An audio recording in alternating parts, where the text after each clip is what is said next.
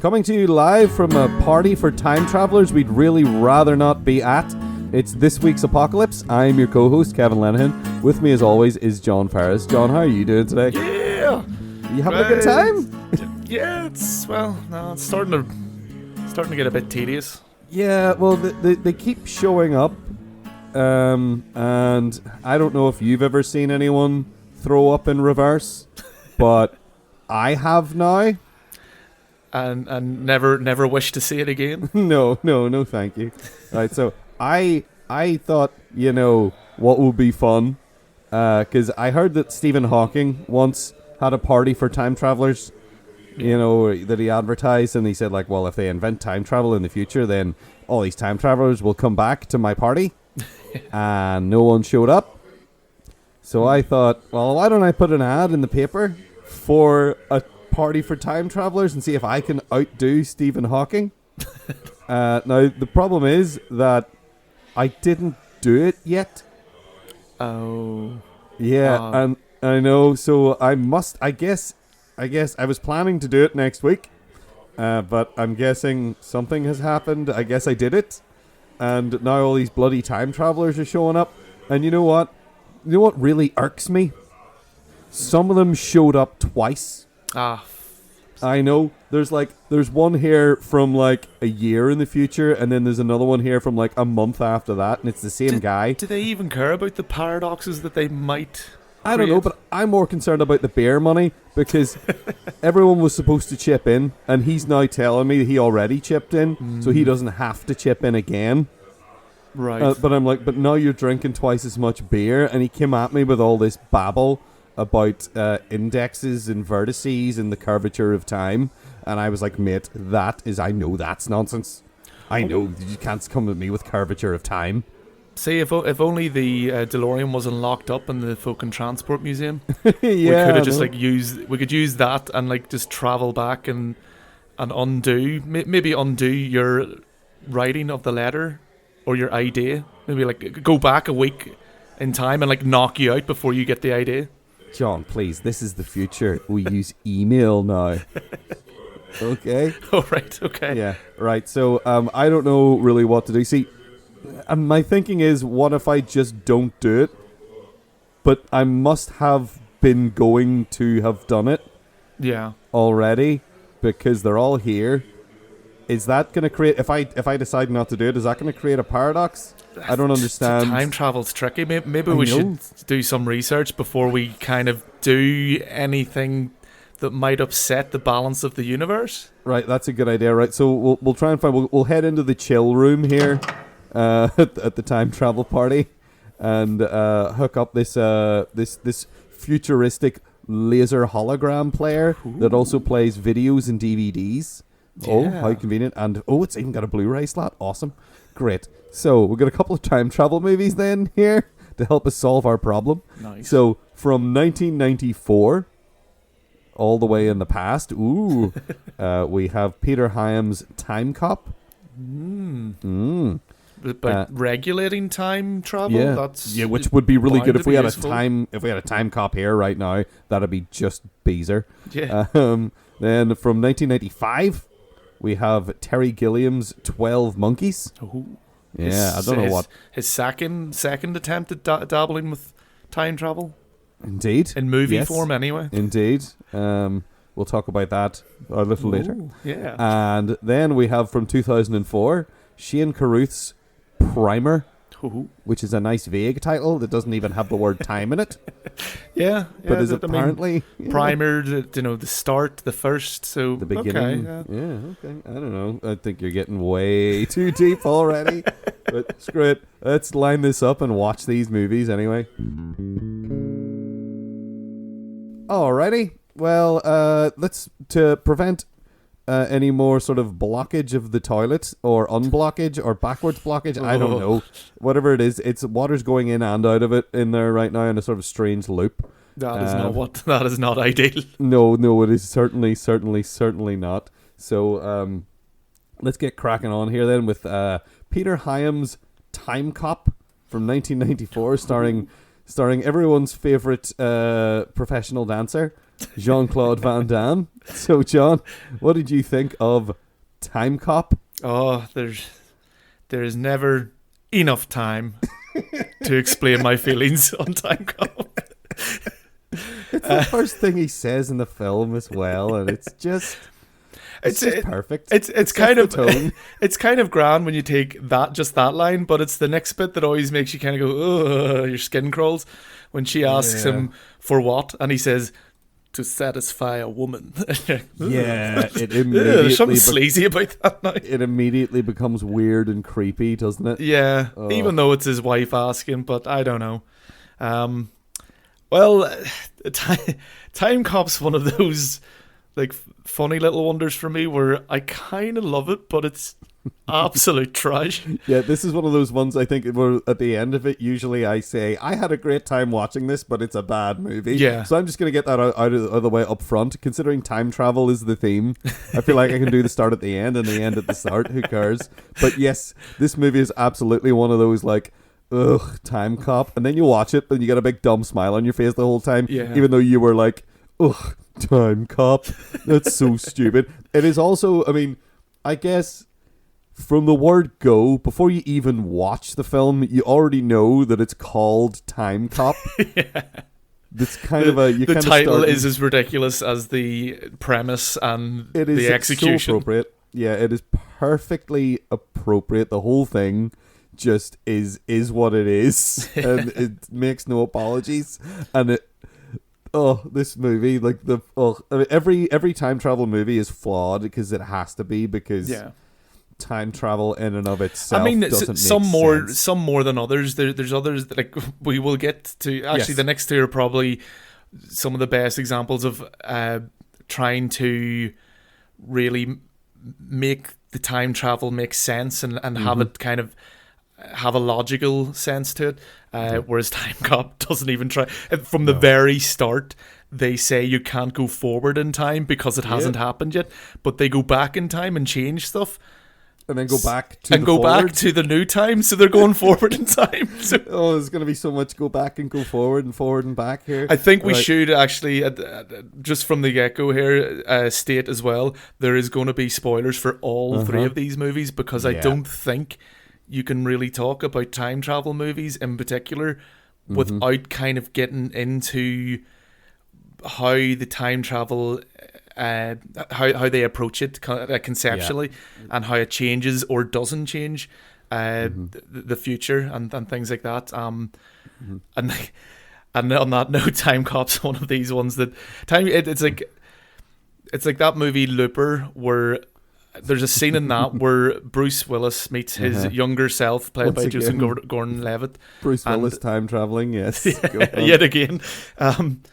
And Joseph Gordon-Levitt's younger version of him is asking, like, how does this all work? He goes, don't think about it. He literally says, I believe he slams his fist down on the table and says, look, it doesn't matter. Which is the perfect thing to do in your time travel movie when you're looking to tell a story and you don't want people to get hung up on the technicalities of the time travel, because it's always flawed in some way. I do have problems with Looper, though. It tries to kind of have its cake and eat it too, in the sense that, like, I kind of put time travel movies into two categories. It's the ones that are just like having fun with it and are kind of dumb. So, like, kind of your Back to the Future, Bill and Ted, Timecop as well. You know, where they're not so much caught up in the concept of time travel. It is just a means to tell the story. And then you've got ones like the more serious takes on it, which are your Primers and your 12 Monkeys, that are... It's such an important aspect of the story that there will be certain wee problems or wee logical errors, but some of them can even be explained away. But... so you've got those two, and not to say that the latter one can't be enjoyable and fun in its own right as well, but I think Looper's is kind of one of those weird ones that it's trying to be kind of serious at times, but it doesn't want you to delve into the actual time travel nature, which I don't know, kind of irked me a bit. But we're not talking about Looper, are we? No, we're talking about Timecop. Stop trying to talk about like quality films. I went forward in the future where we did a podcast about Looper, and now I'm coming back.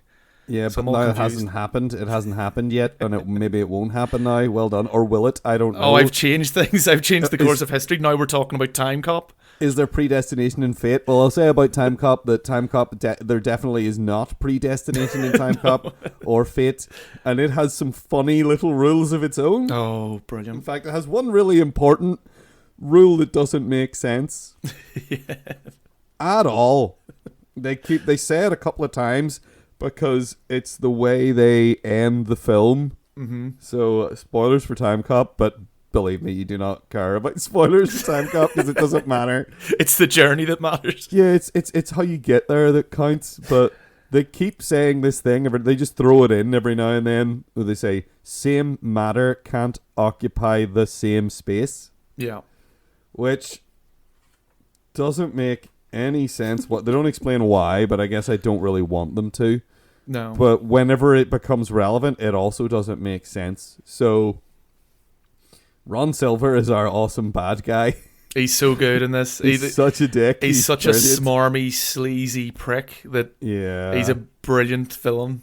He is. He's a really good villain. And I've been like watching The West Wing recently, and he's in that as well. In which he's playing a political person, but in this he's like a senator who's running for president, and he's going back. He's sending other people back in time to steal gold for him, and also play around the stock market. And then It's a really also, kind of unambitious way it of is using time travel. It is. He sends people back in time. I so want to be he can president. be president now Yeah. for a bit, and you're like, mate, you could change so much more important stuff, but he just wants gold and to get more money. But then the one in the future, see, whenever I'm kind of gonna get into the logic of Timecop, but Am I going to have to stop you in The a version- couple of minutes no, and go, why are probably. you getting hung up on this stuff? You're It's talking about Timecop here? the version of him in the future seems to remember all of the evil machinations that he's done to change the past, even though everyone else seems to forget, as if, oh, that's just the way it's always been. But he doesn't, and Timecop doesn't. He So- maybe past him wrote it in his journal. Indeed, maybe. Like, here's an explanation of what happened, dictated by your future self, before your future self became the future of me instead. I mean, and doesn't remember. If any you're of going to this. get into these, you know, if you're going to like pick it apart, then why Yeah. doesn't he just send someone back to kill Jean-Claude Van Damme's dad, or I kill him know. as a Why doesn't baby, he- or Why doesn't he do a Terminator? yeah. Yeah, Why do exactly. they wait until he's, ass kicking Jean-Claude Van Damme guy and Uh-huh. send his goons after him? It doesn't make sense. No, it doesn't make any sense. So this movie has massive problems, but it kind of doesn't matter because it's so stupid in every single other way that it all sort of becomes this even line of, well, I expected it to not matter that the time travel doesn't make sense. Yeah. I mean, even like the way that they time travel is really bizarre. Like they have to get into this like weird like car train thing. It's like a little shuttle thing. Yeah. It's like the cockpit of a fighter jet, But it just the doesn't. cockpit. Yeah, that's exactly what it's like. And then, but it doesn't go back into time, No, and it's you're just not allowed to space. be nervous in it. Yeah, he says, "Oh, you'll swallow your tongue or something." Yeah, or you might hit the wall as well, like the Why is that wall there? the Bulmers or something like that. Why? Yeah, there's two people who obviously hit the wall and got vaporized or something. Yeah, My question is this: like, they have this track and they have this thing that you go through that like makes you travel through time, and then they just have a fucking slab of concrete right just after it. Why do they have that slab of concrete? It's only there to kill people Yep. if the machine breaks. Like, they should just have more track. yeah. Someone should Well- go back in time and like review their health and safety standards. Yeah, why don't they just have more track? No, we're going to put a slab of concrete here. Just, I don't know, is it a way to motivate the people running the machine to make sure it works every time? Probably. Who Because they don't want knows? to be It's- responsible for people dying. I've just that was the thing that I couldn't let go of for most of the film. Was like they literally just put in like a punishment block. They're like, oh, you didn't time That's what travel you get for good, being so- nervous when you're time Yeah. traveling. It's like you didn't time travel good, so we're just going to kill you against this wall. Well, Which here is being a time cop insane. is tough. Yeah, because they intentionally made it tough for no good reason. I doesn't make also up. find it funny that especially at the very end of the movie when when Jean-Claude Van Damme's characters come back and changed history supposedly for the better, maybe, who knows. And he's acting as if he's surprised things are different. It's like the captain's back to life and all. He's like, what? And like, Yeah. this is kind of consistent in the movie that these characters who are time cops, who this Yeah. is their fucking 9 to That's the 5, Monday to department. Friday job, Mm-hmm. are confused whenever they come back and things are different. And Yeah. you're like, what? Yeah, it's suddenly he's walking around at the end of the movie after he has fixed the time stream or changed it in a way that he sees as positive, and he is just walking around as if he doesn't understand time travel Yeah. or he doesn't know that there's time travel. Plus, it's The kind way- of grim. He's lost like 10 years of his life. He has, because he's like, there's 10 years he didn't experience. He has a 10-year-old son. Yeah. No, Who he or doesn't like know. He has a 10-year-old 9-year-old. child stranger living with him now. He does, yeah. Who's like, Daddy, and he's like, I guess I know you. Yep. Hug. This is apparently a happy ending. Like, it could have turned out very different where he turned up to the house and she's screaming at him and throwing stuff, going, how dare you? I told you you're not allowed to show your face here again. Yeah. Who knows what he was like in this weird other timeline? Yeah. Maybe he was an asshole, but apparently he was a perfect human being and everything went fine, and he can just slot himself back in. But I guess would she know? Because she would know then that he was just coming back from saving this stuff, because he explains. You know what? I am getting way too deep into Timecop. I'll just say this about Timecop. I quite liked watching Timecop. Everyone's performances are appropriate. Yeah. They're not good, except for like Ron Silver is good. Ron Silver is good as the I mean, villain. he's hamming it up quite a bit as well, you know, Yeah. but the character kind of demands that, and Yeah. this kind of a movie kind of demands that as well. Yeah. Yeah, and Bruce McGill who plays his captain in it at the precinct, is playing every character Bruce McGill has ever played, which is just that guy. Gloria Rubin, who's the agent that is like the internal affairs lady, who's obviously going to betray him from the moment she shows up inappropriately at the place where it's like, well, why are you here? Yeah. Why were you even here whenever people were trying to murder him? Clearly you were in on it. Obviously, that whole thread, like, she's fine, I guess. Everything else is kind of okay. Jean-Claude Van Damme is terrible. Mia Sara is also terrible. Like, her delivery is so wooden. And she's not even a character really in this. You know, she is No. like they paint her as this like perfect human being who has no flaws whatsoever. So she's essentially a MacGuffin in this. She's just something Yeah. for him to try and attain again. Yeah, she is the I have to save her life Yeah, from when she done got murdered before in Weird Guys Blowing Up My House. a time Or- damsel in distress. Indeed, yes, a damsel in time distress. I don't know. These definitions are already confusing. Yeah. Yeah, so ultimately it's a bad movie, but it's one of those ones. It's Yeah. definitely one of those. This is fun. I mean, just on kind of terms that we can critique it that aren't time travel related, or continuity errors or whatever you might call them.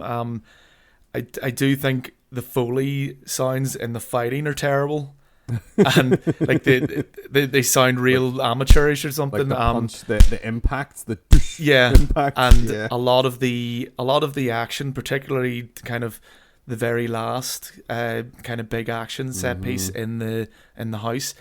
Yeah. Any fights or any action that happens at night is almost impossible to see.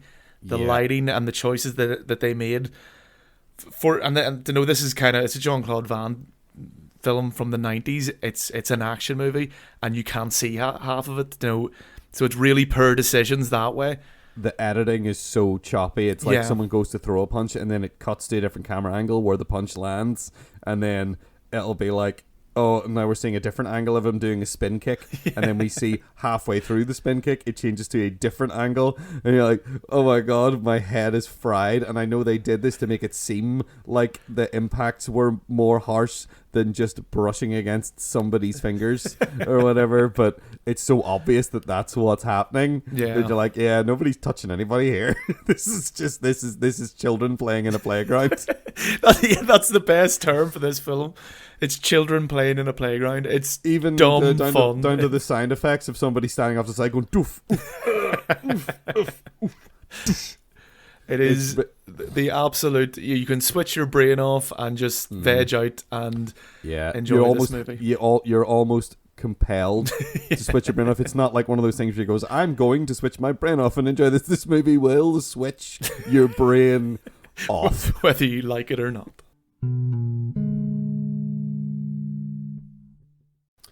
Okay, well, some of these guys have now shown up 3 times, and one of them is complaining that the last time he was here, someone stole his wallet, and I just found another version of him with 2 of the same wallet, so he stole his own wallet.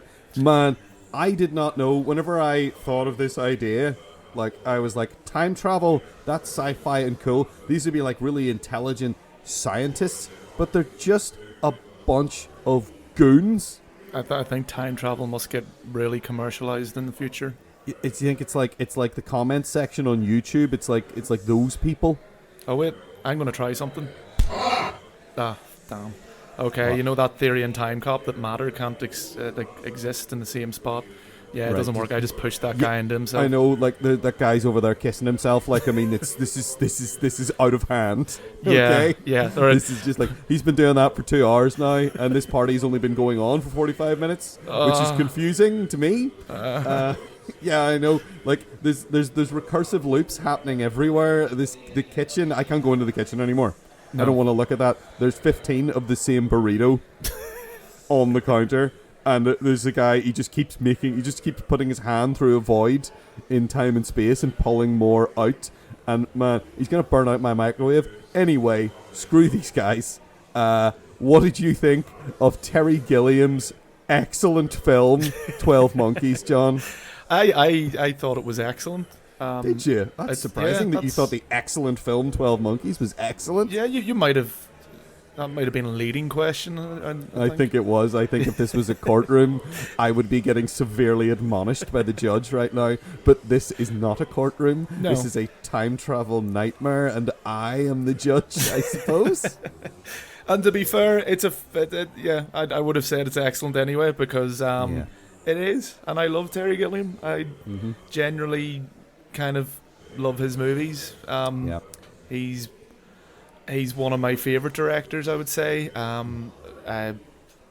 Fisher King is possibly one of my favourite movies. A film. 12 Monkeys. Fisher King really kicks me every time. Yeah. Like, it's like being kicked in the chest multiple times in that movie. And also, it's gorgeous and it's strange and it's surreal, but it's very real at the same time. That's the thing I love about Terry Gilliam. Yeah. He has this like weird, magical sci-fi type thing that always comes through in all his movies. Yeah. And no one, as soon as you watch it, even if someone put something on that you weren't aware was directed by Terry Gilliam, after about a couple of minutes you would go, is this a Terry Gilliam movie? Yeah, you do. It's like he has this amazing ability to... It's like, because the whole thing with any sort of fiction is you need people to be able to suspend their disbelief. Yeah. And I think, as far as directors go, Terry Gilliam is the best at making it so easy to suspend your disbelief, because he'll make a world that is really easy to understand when you look at it, but it's still something that is strange and odd, and then whenever something odd happens, you accept it, because it's everything, like there's... It's kind of like when people would say about, like, Stanley Kubrick talking about how everything that he did, like, nothing was unintentional. I feel like that is definitely true of Terry Gilliam. Yeah. He's like, everything about everything that is happening currently on screen was completely intentional, even to the point where it's like, this film especially, and he's done this in a lot of other films. Well, He has this. see, just on that, I just want to add this in because it ties in with exactly what you said there. Uh-huh. There's a kind of like behind the scenes thing for 12 Monkeys called the Hamster Factor. Okay. And other tales from 12 Monkeys, and it is literally about that. It is about Terry Gilliam. The hamster factor in particular is about that. But this thing that Terry Gilliam does, where every little part has to be just right. So there's a scene where Bruce Willis is naked, getting like an injection or something. Once he goes back to the future, and and there's. You can barely see it. There's like a hamster in a wheel, but this shot should have took 5 minutes. But because the hamster wasn't going on the wheel, and it's just the shadow of the hamster on a wheel, by the way, it took them a whole day to do. But he wouldn't let it go. He always wants these like wee small details in every scene that maybe one person or maybe no one will notice but him. But sorry, I just had to interrupt you there to kind of segue into that. No, that's completely right. That you're completely right. That is extremely. I'm not surprised by that at all. That makes so much sense to me. That Terry Gilliam would be like, nope, this isn't precisely right. Let's do it again. Because like this film, there's so much you could take one aspect of this film and talk about it for hours. Yeah. The thing I find and we probably have on multiple occasions. Yeah, but this time through, the thing that really struck me that I had noticed before but I hadn't really thought about, it's a very Terry Gilliam thing. He has this really odd way of shooting scenes. Yeah. Where if he wants you to feel uncomfortable, he will shoot things at sort of a tilt. The Dutch angle. Yeah, the Dutch tilt or Dutch indeed, angle. right. So, but the way it happens in this film is just like, I noticed it this time specifically, is that as the film goes on and Bruce Willis's character slowly becomes more at home with what's happening. Yeah. The angle slowly rights itself throughout the course of the film. Yeah. So that like the more confused he is, the more of a tilt it's at. But as he comes to terms with stuff and starts to figure things out, it slowly straightens out. Yeah. So by the time you get to the end of the film, it's completely horizontal, which whenever I noticed that happening, I started looking out for it. And then I was watching the whole film just amazed that that's what was happening. It was, I was just like, that's incredible. Yeah. There's a point where he decides that he is insane. Yeah. And that he's imagining everything. And that's the point where I noticed, this is way less skewed than it was before. Mm-hmm. And then it slowly righted itself after that as he was working things out and being like, oh no, this is happening, oh, predestination. I mean, just on that, like, a lot of horror movies do use the Dutch angle. Yeah. And a lot of times when it appears in movies or when it's utilized, I don't like it, or it doesn't really have a purpose. But I find, especially in this movie, and like he really, really utilizes it, especially in the asylum scenes. Yeah. But it works. It works so well, and it's just what you're saying. When you know the reason for it, and it does give you that uneasiness. It adds so much to the movie. But yeah, I could honestly talk for hours on this movie, and I'm trying to kind of whittle it down to just like the important things that I kind of want to really highlight. And one of them is again just his ability to get amazing performances out of actors that, I mean, Bruce Willis was a known quantity at this stage. He was the whole reason they were able to really make this movie, because Terry Gilliam never really gets any recognition in Hollywood. He's very outspoken against Hollywood.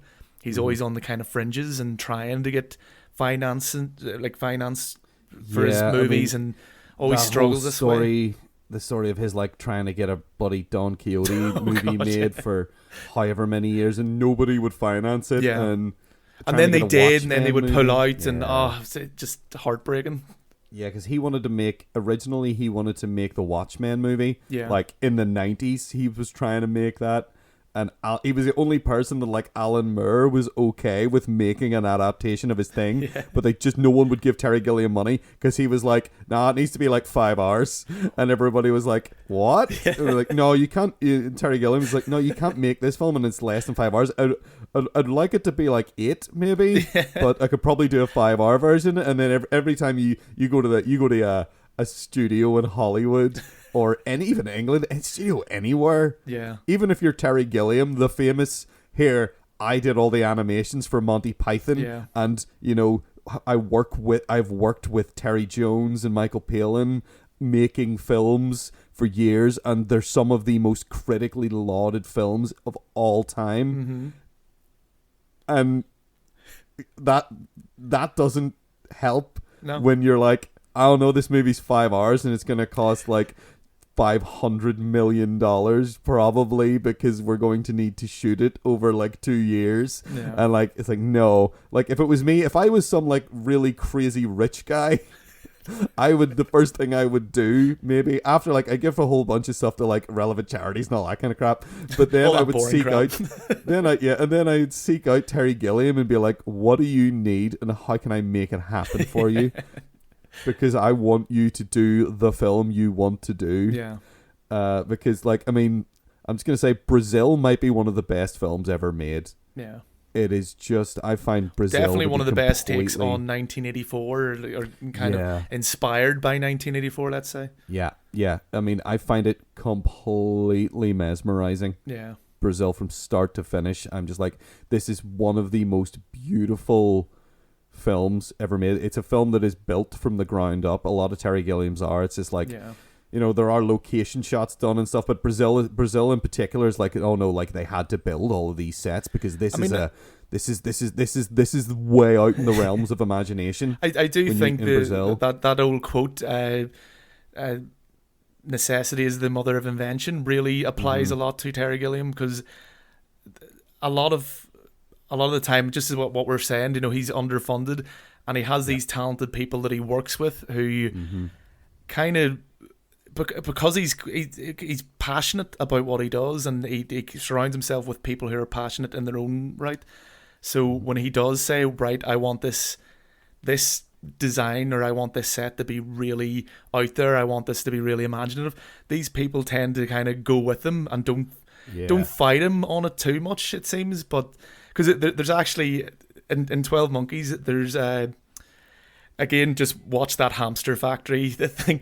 But I'll not go through too much in it, but I want to tell this wee story where there's a scene where Bruce Willis goes into the time machine, and in the script it says they put him on a gurney and they wheel him in, and that's it.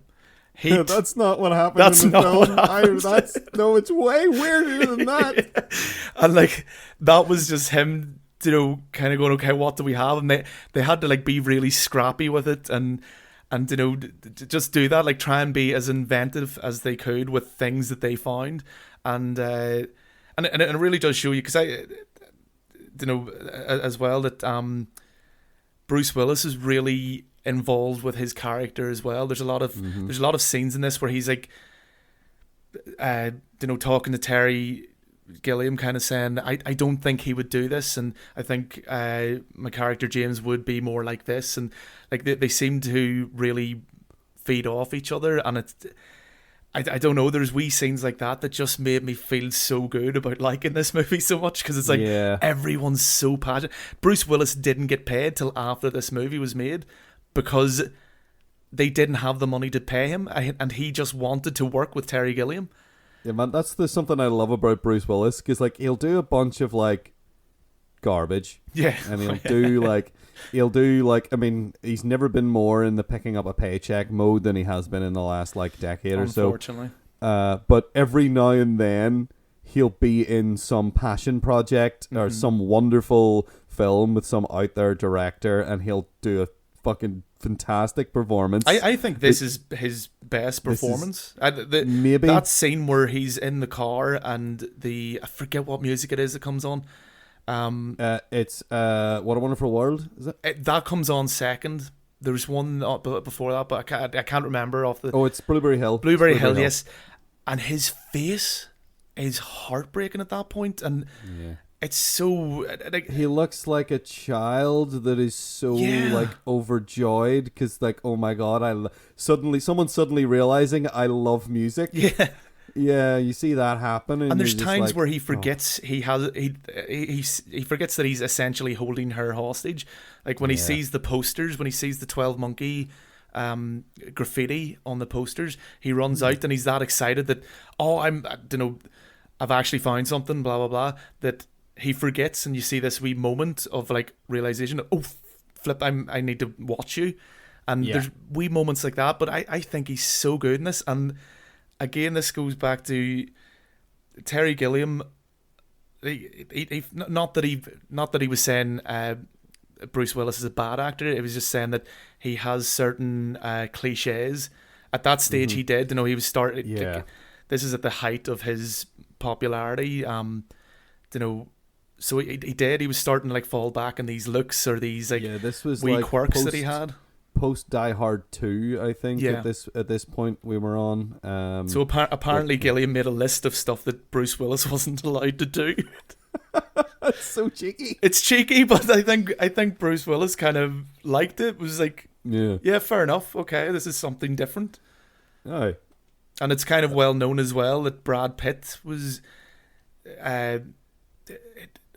he wasn't put through like acting school or something like that. It was he was kind of coerced into going to mental asylums and talking to mental health workers to find out how he should approach his character, and he worked really hard at nailing that character down, and I think he was the only one kind of he was nominated for an Oscar. Not that means anything, but no, like who cares about the Oscars? Yeah, well, we certainly don't. We don't. We don't, and neither does Terry Gilliam. So. There are a weird number of people that care about whether or not the film they like won an Oscar, and I never really see award ceremonies as a really good gauge of the quality of a film. No. It's nice to see people who really worked hard be recognized. Yeah.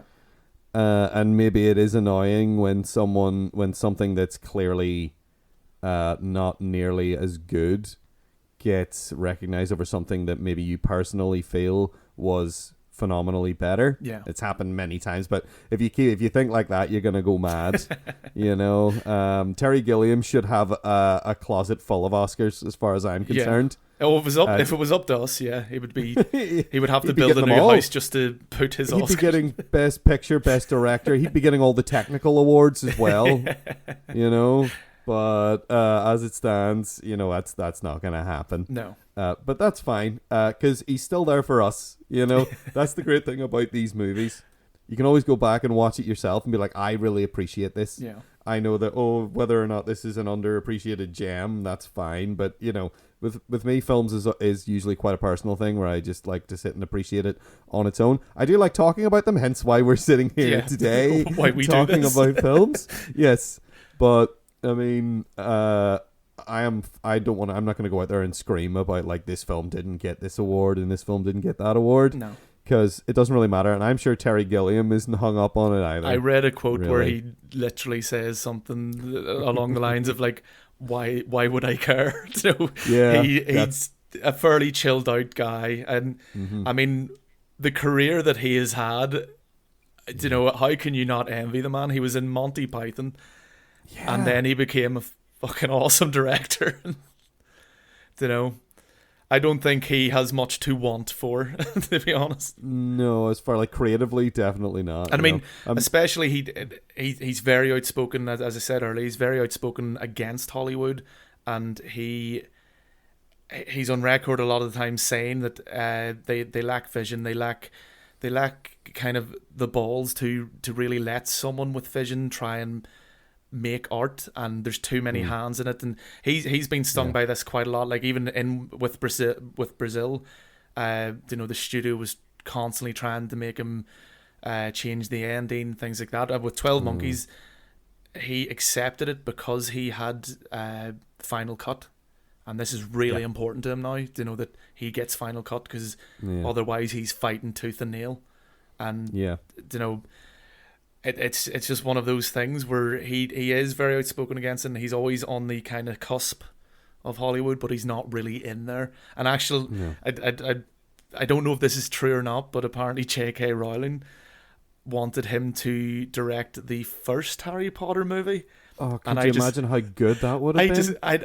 But then not only that, but can you imagine all the rest would have to like kind of follow in suit? So that whole series would be completely different. Yeah, it would start out with the themes would just be so odd. It'd be like, oh well, you know, the whole thing has to be shot at a 25-degree angle from horizontal, and also there's all these weird tubes everywhere that we don't know what they do, and steam pipes, and like that would be wild. I mean, I'm not necessarily a big fan of that. I've seen all of those Harry Potter films at this stage. Now I've managed to watch them all at some stage, and some of them are okay. Some of them are alright. Some of them are okay. I tend to find them boring more than anything. Yeah. You know, they're not offensive in any way or anything like that. The idea of Terry Gilliam making one of those movies now is just like, oh, what could have been? Oh my, could you imagine? I would sitting down to watch his like 7-hour cut of Watchmen is just like, that's the dream right there. And like, he's a guy who I always have time for him no matter what. I'll be like, oh, Terry Gilliam made this, I'm gonna watch it. I still haven't gotten around to watching The Man Who Killed Don Quixote. It's very good. It's very good. Yeah. And on the same token, I haven't got round to watching Zero Theorem, which I need to. It was all right. I don't know if it's definitely not his best work, which is, of course, Brazil. Yeah. In my opinion. I love Brazil. I think Brazil is just the epitome of filmmaking. Yeah. You know, when you see it, you know it as well. You're just like, oh my God. And you see all the people who are in it. It's got Ian Holm. It's got Robert De Niro is in it. Robert De Niro in like a weird cameo as well. Yeah, like he's not the weirdest role he has ever played. Because that guy's motivations are so strange, but you're so behind him. He's like this weird socialist like icon who's going around fixing things for everybody for free.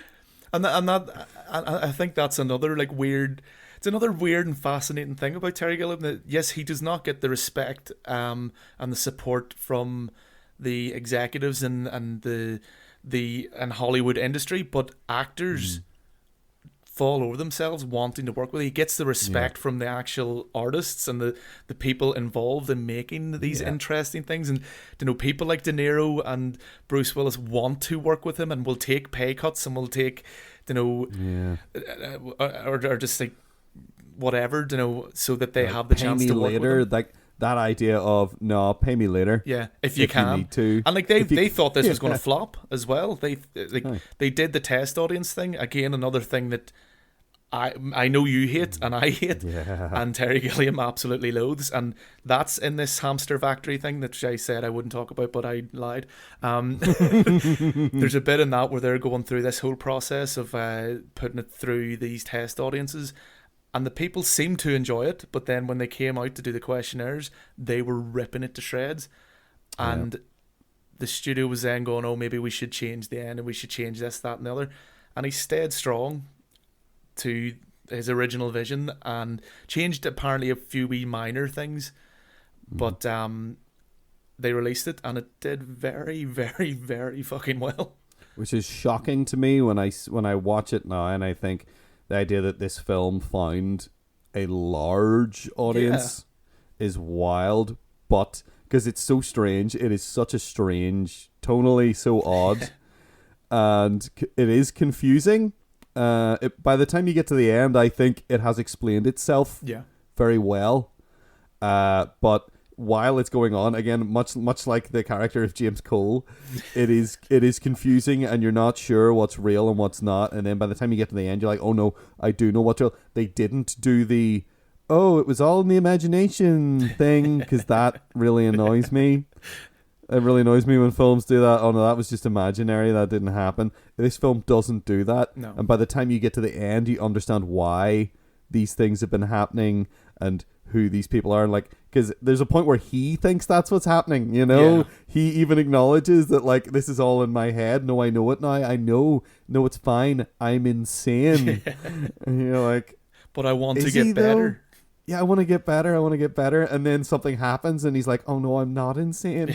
oh no, yeah, and like it's this crushing fall back to earth that he has Yeah. at that point. And I think it's like she's like, haha, I left a message, and then as she's saying what she said, he recites it to her before she has a chance to tell him what she said, because he's heard the message before, and that moment is just no. Yeah. Oh no, this is real. And I love this because he's just going back. They make a point of saying that he is just observing, because you get the sense that they know that you cannot manipulate the past.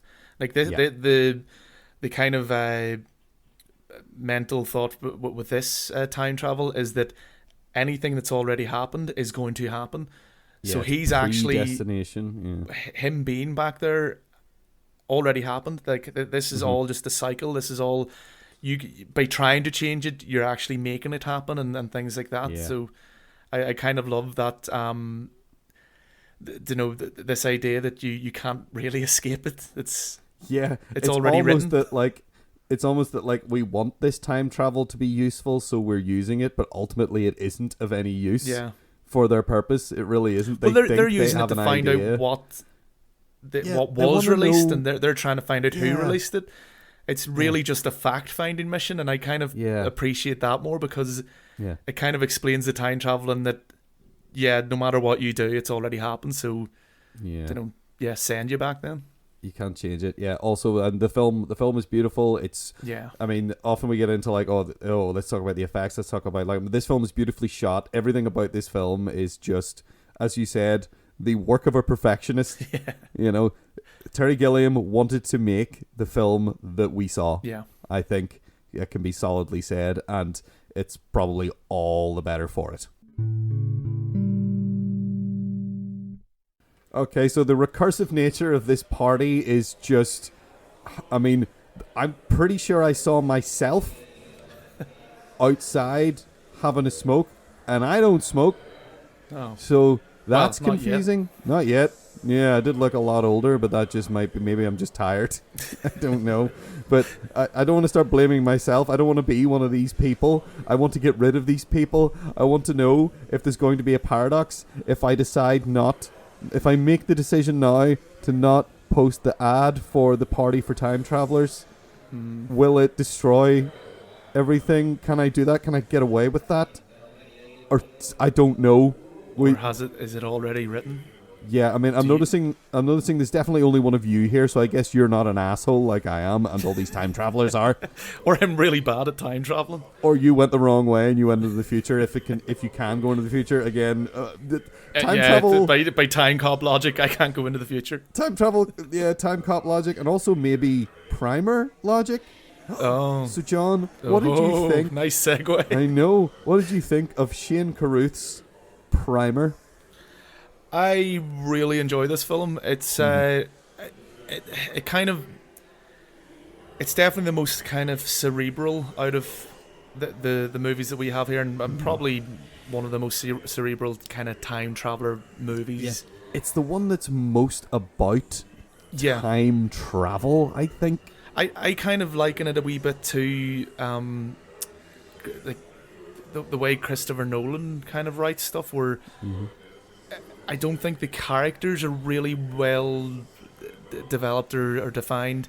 I mean, they are enough for the story, and for they do have characteristics and things like that, but it's not really about the characters. It is about the concept, and it is about time travel and how that could go wrong and how it could exist if like these two people stumble upon it, essentially.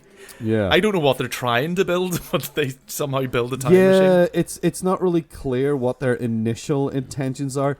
It seems like they're trying to build some kind of mass shifting thing, or something to do with like electromagnetic fields and maybe levitation. They seem to be trying to reduce the mass of objects, maybe.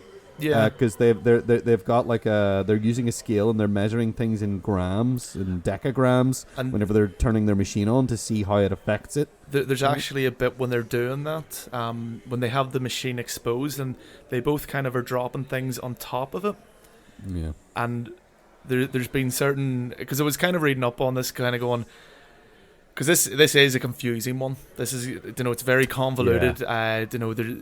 There's like, as they're traveling back in time, there's going to be two of them at the same time, and then there's, one of them has a machine that he's got set up as a fail-safe, and the other one knows about it, and all this kind of crap. But towards the end of the movie, they both start saying that they can't. Their handwriting's all over the place. They find it really difficult to write, and it kind of showing you that the time travel is having an effect on them.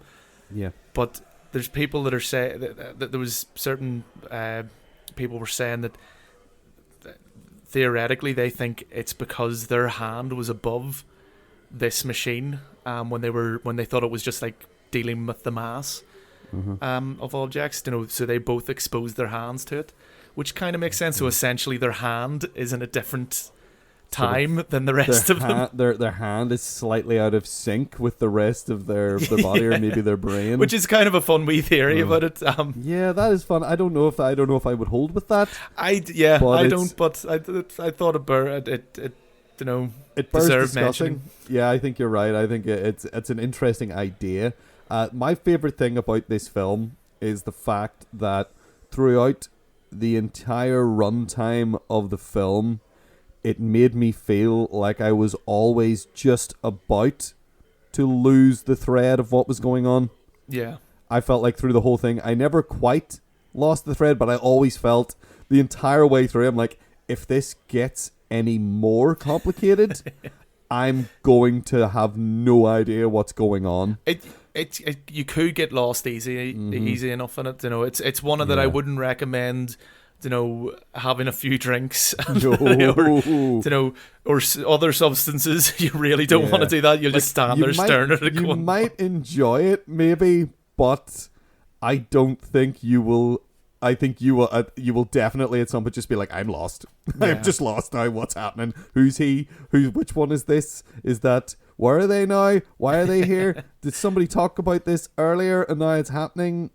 I don't know. Where's this? What's with the other box? What? And even the dialogue's very. It's all very subtle. It's all done. They don't make a point of kind of highlighting, things that are going to happen, or like or kind of explaining away certain things that they don't try to dumb it down at times.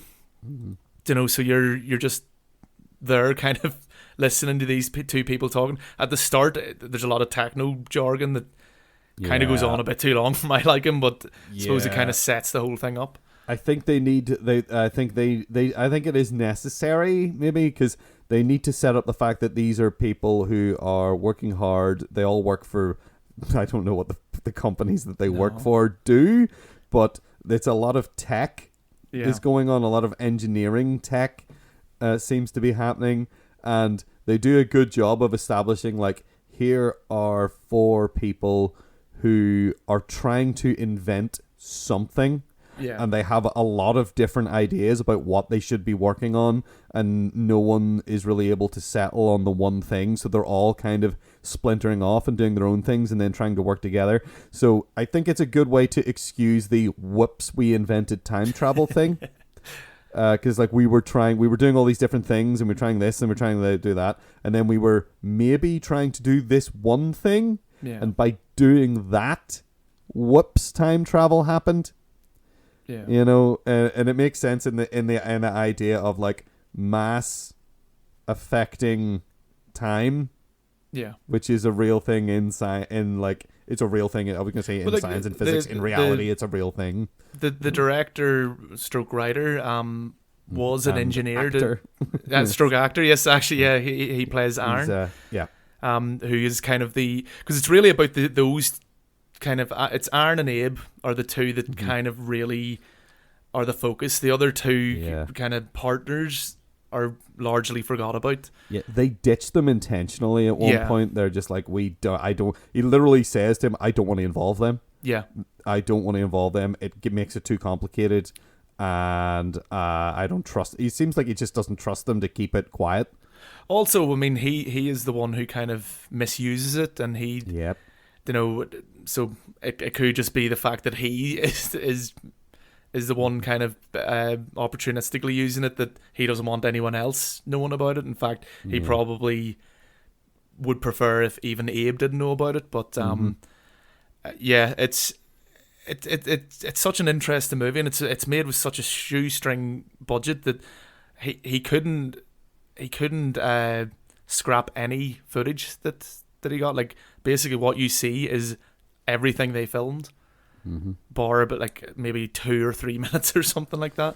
So he had to really approach it kind of knowing exactly what he wanted for each shot, and they only had a certain amount of time, and it is very impressive for such a low budgeted movie, such an indie movie, and it did amazingly well because it obviously came from it was something that he clearly knows a bit about and that he's passionate about, and that comes through in the end. And I think it not trying to handhold you helps it as well, because it makes it feel that bit more authentic. You know, they're not sitting there with I'm going to use a Ghostbusters reference, the Twinkie, you know, trying to like dumb it down for you. Okay, say time travel is a Twinkie. You know, they don't do anything like that. It's like they're talking to each other, and that's it. If you can't keep up, then this movie isn't for you. Yeah, there are two engineers talking to each other in those terms. Yeah, they're not dumbing it down. They're not doing that, because sometimes that can be really can really take you out of a film. When someone who supposedly is an expert in something is talking to someone else who's supposedly an expert in something, and they're explaining the concept to them, and you're like, why is this person explaining to this other person what they're doing when the other person knows exactly what they're doing? Oh, right, they're talking to me. But it's not natural. I mean, that's why in a lot of movies they choose to have the everyman character, you know, like Winston in Ghostbusters when he shows up, and you're like, okay, Winston shows up and he's just a dude looking for a job. Yeah. And then they have the scene of here's how the containment machine works, because not because we feel like it's really important, we need to explain it. It's Ray is fed up and he's like, I'm going to immediately teach you one of the tedious things that we have to do so that now you can do it and I don't have to do it anymore.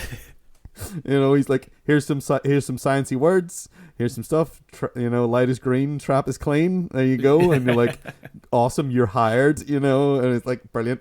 And then Winston's the one asking the questions, and then whenever they're explaining things to the mayor, you know, and Winston's like, here, hold on, I'm gonna dumb this down for you because I just started working here and I know what it's like to listen to these guys talk. But this movie doesn't. They choose not to do that, which is a risky move. And again, I think that's what leads to what I was saying before about how I always felt like I was just on the edge of losing it. I wouldn't put it past someone having to watch this a few times to really get it, because it is convoluted. It's the amount of times these characters go back does get confusing at times, and you could almost sit with a piece of paper and like go, right, that's Abe A, and so he's went back and now he's Abe B, because Abe A is in the hotel at the minute, while Abe B is doing the stock market thing. If you really wanted to, you could sit and work it all out, and you could probably like pick apart the holes. At this point, I couldn't tell you. I haven't watched it that many times, or I haven't delved that much into it, but I do find it very interesting, and I love it. I love a good time travel movie. Yeah. I love a good time travel movie. There's so many movies that I think of, like movies that I really love, that I'm like, wait, these are all about time travel. Yeah. Like Back to the Future is about time travel. Bill and Ted is one of my all time just. This movie had a terribly, probably, I don't know if it was a positive or negative effect on me, but it had a very solid effect on me as a kid. And Time Bandits, I will never, again, I'm just finding a way to talk about Terry Gilliam again, I'm sorry. But I saw Time Bandits so many times when I was a kid, and Time Bandits doesn't really care about the time travel, really. They use it as sort of a running gag. Yeah. Throughout the movie, of just these guys on a time heist. It's like, let's just go and visit all these historical figures and nick their stuff, which is brilliant. Yeah. It's a brilliant concept. So then when I see a movie like this, like I saw this movie when it came out. That's the only time I ever watched it. Yeah. And then I remember being affected by the end of it, because I was like, I feel like that was the only movie I've ever seen that treated time travel like it was real. Yeah. A lot of times it's a mechanic that they're using to create a story. Like in Back to the Future, the story is really he needs to get these two people to fall in love. Yeah. That's what Back to the Future is. The story really of when you break down the story of Back to the Future, it is horrendous. How it ever got made is grim. Yeah, it's really messed up. So yeah, Bill and Ted does not care. Bill and Ted is my favorite. I don't care about the paradoxes thing. In fact, at one point they openly abuse that to achieve something where they're just like, here, oh no, we need to get your dad's keys so we can get our historical figures out of jail. And then they're like, oh, but my dad lost his keys. And then they're like, all right, well, why don't we go back in time to when he had them and steal them? And it's like, oh, but we don't have time. And they're like, why don't we do it later? And then we'll just leave them here. And then they're like, oh, here they are. It's like, that's so funny because that's like the guys writing the script being like, we don't give a shit right now. Let's just do goofy stuff. But yeah, Primer is like the mirror, is like the complete opposite of all of those films. It's the opposite of Bill and Ted. It is the opposite of Bill and Ted because it is still about these two friends. One of them blonde hair, one of them has brown hair, right? And they're very close and they are in the garage a lot. In Bill and Ted, they hang out in their garage all the time playing music together. In this, they hang out in their garage and they make science machines and they're very smart. Yeah. Whereas Bill and Ted are incredibly dumb. Yeah. It almost does feel like the anti-Bill and Ted. And Bill and Ted's all like style over substance and goofy and stupid, whereas this movie's like, we are very serious. Yeah. We accidentally made a time travel machine. How do we sensibly approach exploiting the fact that you made this time travel machine without, interrupting fate and the flow of time, or changing too much, or messing things up, or the lowest risk possible while still using it. Whereas Bill and Ted are just like, let's go get Napoleon, let's go get Socrates, blah blah, who cares, do Iron Maiden, you. And I mean, I that's why I could see people, this primer is not for everyone.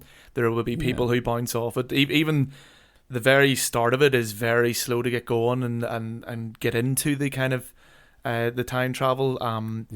I do like that they have their meetings in the kitchen table and all. It seems very, you can tell it's these four friends trying to get something big, get the big thing to get rich or get whatever, get successful. So I can see people bouncing off this quite easily. But I think if you are in any way interested in time travel or these like concepts, then give it a bit more of a chance, because absolutely it definitely, once it gets into it, I love these mind bending things that you just what I don't, not as you say, like each time you kind of feel like you're falling off it, it gives you another wee like thread, and you go, oh wait, oh no, so that's him from this time then. Yeah, like, he'll explain to the other guy, okay, now I'm doing this, and you'll be like, then suddenly you'll be like, oh, okay, right, I'm back, and then you're concentrating, and you're really concentrating because you don't want to miss anything. Yeah, because you feel like you're on the edge of losing it, you're really listening. It reminds me of those old, like the old noir murder mystery movies that would really not handhold you, and you had to pay attention to the evidence and the characters and like wee subtle things that they said. Not all of them, of course, but the good ones. And it really demanded a lot of the audience, that you had to pay attention and you had to get involved almost. I think Primer's very much like that as well. You get what you put into this movie, and if you're not interested, you're not interested. You're not going to get anything out of it, and that's fine. Go watch Bill and Ted. You know what? Even if you're really, really interested in Primer and you go watch Primer, after you watch Primer, why don't maybe stick on Bill and Ted's Excellent Adventure? I should say, I watched Timecop first, and then I watched Primer straight after, and that I think my brain was ready to explode. With it was like talk about changing the rails very Yeah, quickly. that sounds distinctly medically inadvisable, John. That sounds unhealthy. Yeah, I should have cleansed my palate beforehand. Yeah, you should have watched Bill and Ted in between. Or And then like, it's a I nice don't know, bridge. done some algebra or something, just done something Yeah. with my brain before. I don't know. My whole opinion on this seems to have ended up at here. Why don't you go watch Bill and Ted? Everybody just go watch Bill and Ted. I 'cause kind of it's a want to great- watch Primer, then watch Bill and Ted now. So yeah, Yeah, I think I did a really good job of fudging a compare and contrast there between those two I movies. think it was really good. It's definitely intentional. They definitely watched Bill and Ted and were like, what if this wasn't stupid?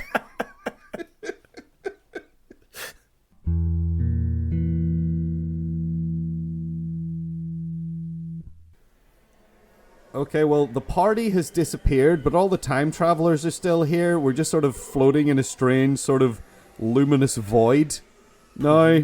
And yeah, I don't know. Maybe it's something I've decided to do in the future. Maybe it's something that maybe these guys just over-egged the pudding, and now the sort of universe, the time stream has inverted on itself, or maybe just the toilet backed up so bad from being in a time loop that we got edited out of the universe. Either way, we're now stuck here with all these time traveling idiots, and I can't hack it anymore. So I kind of want to just erase everything and start over. But before we do that, John, which of these movies did you think was the best movie? It's important that we work that out. This is very strange. But like, I know. you're asking to compare Primer with Timecop.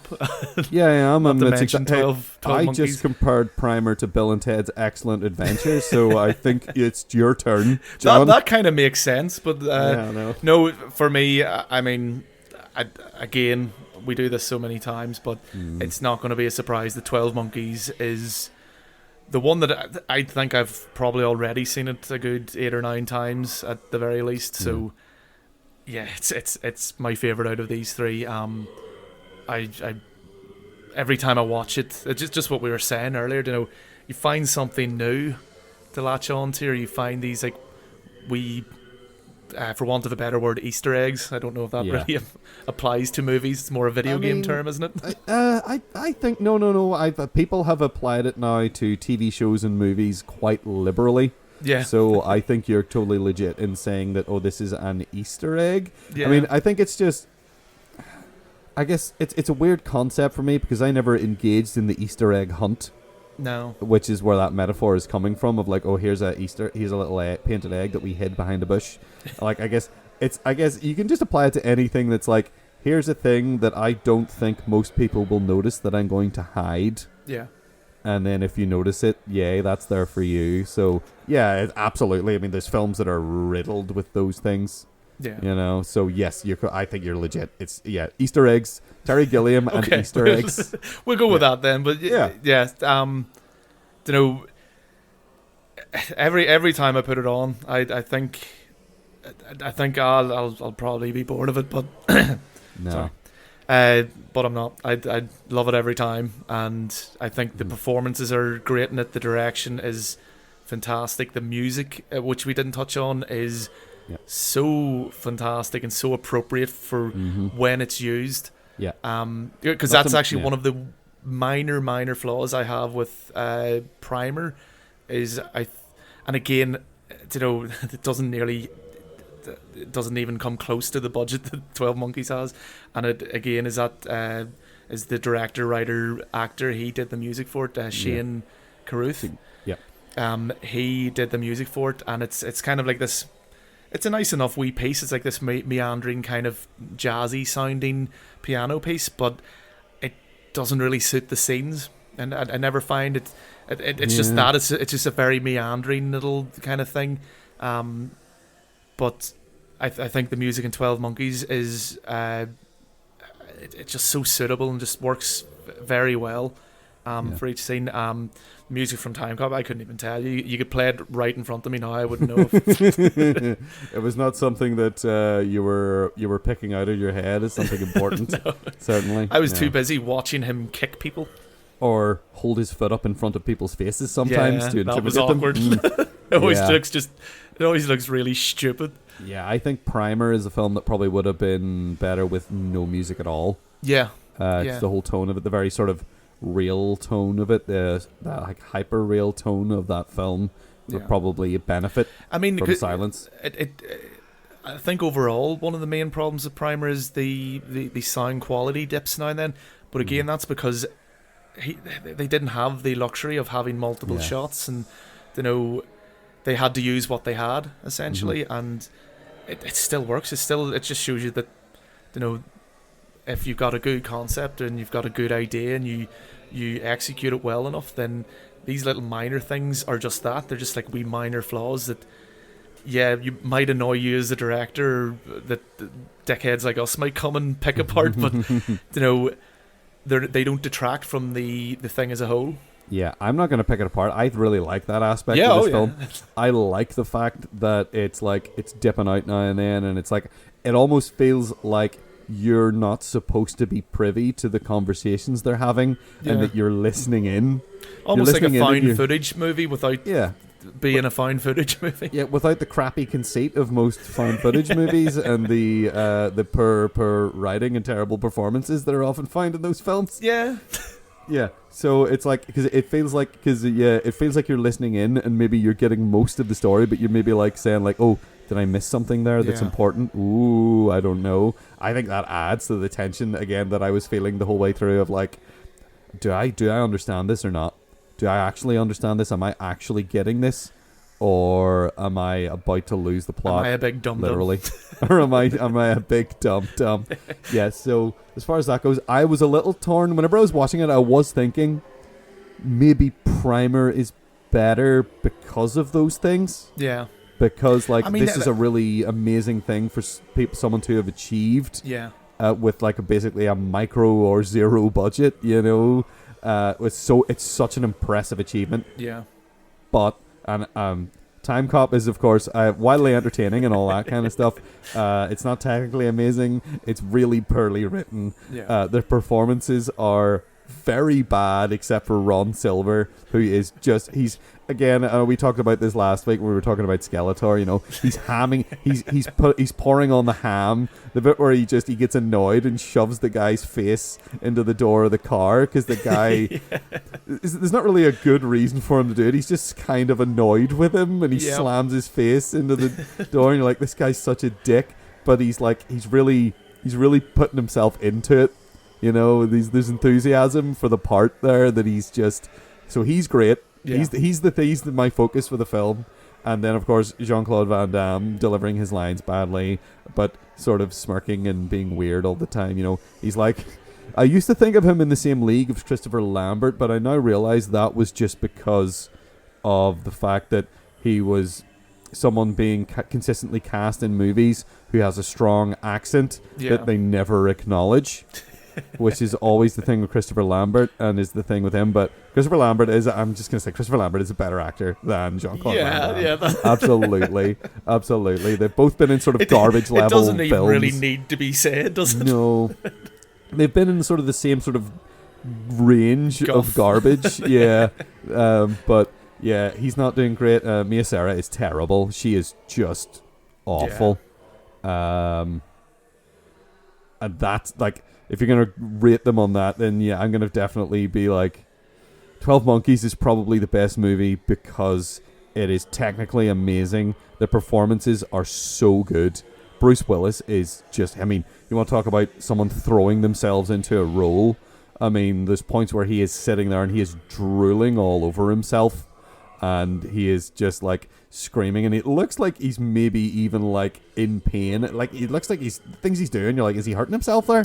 Yeah. He might be. He's just like, that is somebody who is like, no, I will throw myself down these stairs. I will thrash around on the floor. I will scream. I will be naked and covered in jelly.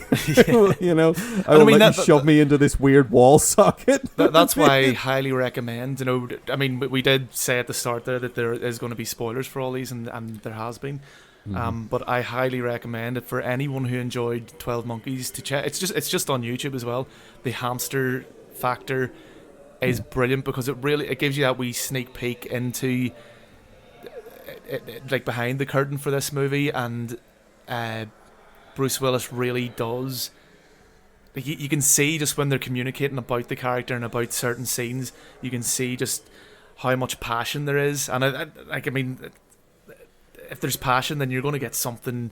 You're going to get something at least entertaining. Like I mean, even we've when you look at movies like The Room or Birdemic, which I think how many times I mentioned that. Those are your favorite touchstones for whoops. For awful movies. Yeah, I really it seems to be specifically movies that the creators were extremely passionate about but were incredibly incompetent. Yeah, yeah. But because there is passion there is something that, and like they become cult classics, and like for different reasons than intended, but there's something there. Then there's something that people will latch on to, and like that's Terry Gilliam in a nutshell. Every project he seems to put his hand to, there's at least that. There's at least passion, and he's what happens when you get someone like that who's actually talented. Who's like, I'm pig-headedly going to make the film I want to make. Yeah. But with Terry Gilliam, it usually turns out it's an amazing film. It's a great idea. Like, you hear the concept of some of his movies and you're like, what? Nah, it sounds like trash. And then you see it and you're like, this is one of the best things. Like, I don't know if I would find it maybe difficult to explain the plot of Brazil, but you can kind of boil it down to a guy basically... Society essentially almost crumbles because of a spelling mistake. Yeah. in a nightmarishly bureaucratic, futuristic society. Yep. You know, that's sort of you can boil it down to. But then if you try to explain it more than that, you get lost. And again, because of that kind of thing, I think that's how you can see studios maybe looking at like the concept of a Terry Gilliam film and saying, we're not going to pay for this. Yeah. What is this?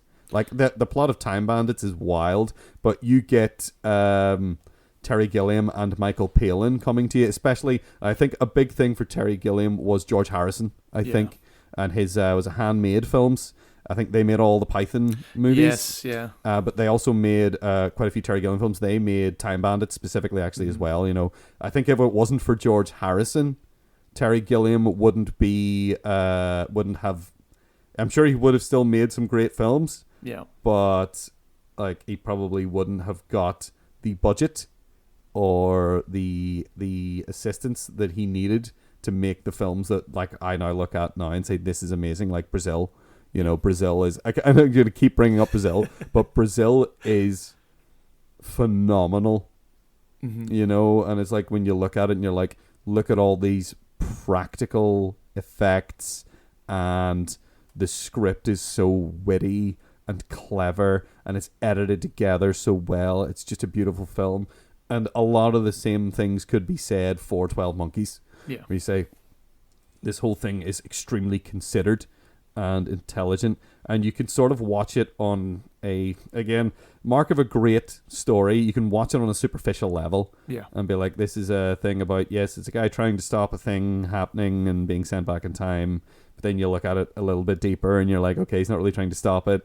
He wants to observe it, and it's all like, you look at the way it's shot, and you're like, this represents the inner turmoil inside this man, who's confused and doesn't know what's happening, and everything looks skewed. And plus all the parallels of like there's things that happen in the future, like when he's getting hosed down, that happens almost immediately when we join him in the past. You know, all these weird connections that you're going, is this just a man's mental breakdown, you know? Yeah. And he is just trying to concoct this, and I mean, there's a lot of different layers to it. There's a lot that can be gleaned from it. Yeah, it does a good job of doing that, but then making good on that concept. Yeah. The idea of, is this guy going crazy or not? Yeah, that's a good point, because a lot of movies try this and fail. A lot of movies get to the point where you're like, what? Yeah. But was that all? Did that all not happen, or did it happen? Or they just give up on the they just do that, like kind of go, this is getting too complicated, fuck it. I think they write themselves into a corner, and then it's like, let's just finish the film. Yeah. And you're like, oh right. I also like how, and this is something that Terry Gilliam kind of tends to do as well. He does this, like, he bookends his movies, so the movie starts with the close up of the child who will become Bruce Willis's character. I forget, James, whatever his last name is. It starts that way. James Cole, yes, that's it. So it starts with this kid's eyes, and it ends with the same thing, albeit, in a different location, different. Yeah. Like after all that has transpired, you have a different sense of, this shot means something different to you entirely. So I kind of enjoy that as well. It's like these wee bookends on the end of the movie. Yeah. It's like his signature almost. Yeah. It's like a little, like, instead of having directed by Terry Gilliam, you see that and you go, oh yeah, this is Terry Gilliam. Thank you very much. What a wonderful film. So yeah, it's probably the best film. I'm gonna say I agree with you. Yeah. Have you ever seen the original? I guess it's based on. It's not technically. It's sort of a remake, but it's not really a remake. It's it's La Jetée. Yes. I think, and it's just stills. It's just still images and narration. Yeah, it's very odd. Yeah. So I meant to make a point of watching it again before we recorded this, but through one thing and another happening in life, I did not find the time. Yeah. But I did see it a long time ago, and it is actually a really odd, wonderful thing to just go and look at. Oh yeah. Especially if you've just watched 12 Monkeys. Yeah. To go and be like, okay, so they managed to extrapolate this film from this strange sort of almost an art project, you might call it. It seems more, it's definitely more like art house at the very least. It definitely would not be for everyone, but no. It's enjoyable, especially as you say, coming after 12 Monkeys. To watch it, you will see a lot of the. And I mean, they don't try to hide the fact that it's adapted from this either. Yeah, it comes up right at the beginning. They're very clear about that, thankfully. Mm-hmm. Be a different story if they were trying to, like, hide that the fact that it was they just based on ripped off somebody's idea. Like, what was that? There's a movie there's that Lockout or Lockup. It's basically Escape from New York in space, and they had to put John Carpenter's name on it. John Carpenter, because it was so obviously a rip-off. He has a writing credit on that movie. Brilliant. Because they just ripped off his movie. That's brilliant. So they just I don't know the whole story if they were trying to get one over him. Now, I actually do quite like that film. It is quite a good film. Of course you do. It is actually, of course you do. It's based on something that John Carpenter did. Look, I don't like everything that John Carpenter did, alright? We've established that quite solidly. Okay, fair enough. Right. I'm sure I have patched in the theme tune already at some point. I actually didn't even mean to do that this time, but here we go. It just happened organically once again. So, anyway, I think we're established. 12 Monkeys. We could sit here and talk about Terry Gilliam. Yeah. For a whole working day. Probably we could sit here for like eight and a half hours. I think one of your future selves is telling us to get on with things. Yeah, I can hear him in the background. Get on with it. Which of these films? Reference for you there. Indeed, get on with it. So, which of these films do you think helps us defeat, get rid of, get away from these time travelers that are just ruining my life right now? Yeah. Like which film? Well, I think. Well, on a technical level, I feel that Primer is the most sort of here's how time travel works. Yeah, I mean, it is. I think 12 Monkeys also has a great deal of logic to it, in the sense that you can't affect anything. through the predestination of it. Yeah, it's very different takes on the time travel nonsense. Timecop isn't even getting considered in this, is it? No, it does. It's so inconsistent. It's I already tried to push that guy into himself, and nothing happened. And that didn't work. I mean, Timecop is one big, possibly unintentional plot hole that we could. I mean, if we could just open up a plot hole and shove all these guys into it, Timecop would win. But I don't think that's you're getting too metaphorical there, mate. So, I'm gonna go with. I think Primer. I think Primer is probably. I mean, to be honest, it'd be a crime almost not to give it to Primer in the sense that Primer is the one that tackles this subject with. Yeah. The most scientifically. It takes it the most seriously. The concept of time travel. It takes. I mean, 12 Monkeys is a serious film, but. It's not necessarily concentrating too hard. 12 Monkeys is more. It's more of a movie about a man who witnesses his own death, essentially. Yeah. As a child, they could have done it. They could have had him see it in a premonition or something, or they could have went a different route with it, where like the child had a premonition. He thinks that's what it is. He thinks that it's a dream. Yeah. Because he keeps having that dream. He keeps having a dream that is actually a memory. Yeah. That he has all the time. So. Again, that feeds into the whole is this or is this not happening in his head, and which they handle better than pretty much any other film ever. I am dangerously close to just spiraling off. This is Primer's time to shine. I'm dangerously close to just spiraling off to talking about Terry Gilliam again. But, yes, Primer just takes it so just seriously, and here's the logic, and I'm going to explain it to you, and you're maybe not going to follow it, but I'm just going to keep explaining, and I'm just going to keep going with my explanation, and you need to keep up. Yeah.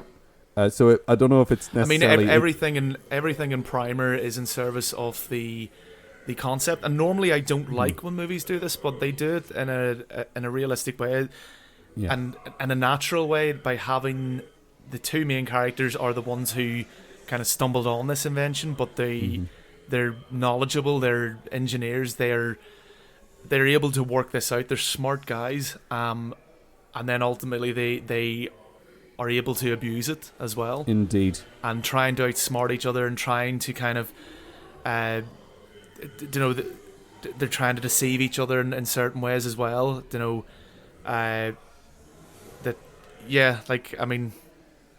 It has to be Primer, doesn't it? It does. And Primer teaches us that things can be changed. Yes. And that does happen in Primer, so you know what I'm going to do, John? Ooh. And I'm making this, I'm concentrating, and I'm remembering, and I'm going to do it. I'm just not going to post the ad. Oh. Hey! Alright. My living room came back. Yeah. Brilliant. It's clean as well. Wow. I know. No, hold on, let me check the toilet here. Oh, brilliant. It's just the normal level of blocked. Oh, thank God. It's only slowly overflowing, which is normal. Yeah. That's fantastic. Well, I'm never, ever, ever, ever, ever going to have a party for time travelers ever. Yeah, can I just say, yes? Never, ever, ever challenge Stephen Hawking again. Look, I didn't know that, outdoing him would be a bad thing for me. I feel like that's what I did. Let's just call it what it is. Wait a minute. I wonder, is this what happened to him? And everyone just remembers it that... Oh my God. Okay. So you didn't want to up him at all? I guess I didn't. You know what? You know what? It was completely plausible that he just did what I did and then didn't tell anybody because it's embarrassing, and I've just recorded it all. Yep. So that's, as I always say, John, show your shame. Don't edit out your shame, because I certainly don't. Okay, well, that's all we have time for this week. Ooh, that was a pun. There is never enough time. There's never enough time. So we are on Twitter. We are at 7-Day Apocalypse. That is at numeral 7-Day Apocalypse. If you want to contact us via email, you can email us on filmcast@thisweeksapocalypse.com. That's filmcast@thisweeksapocalypse.com. I'd also like to give a quick shout out to our podcast artist, known on Instagram as OwDat, which actually stands for One Wee Day at a Time. Oh. Thank you very much. Thank you. And okay, so I guess it's you know what here, John? Yeah. I've got a really great idea for a party we could throw for. Okay, we need to shut this down before the universe turns inside out. Wouldn't it be really cool if you invited a bunch of time travelers? No. Anyway, bye.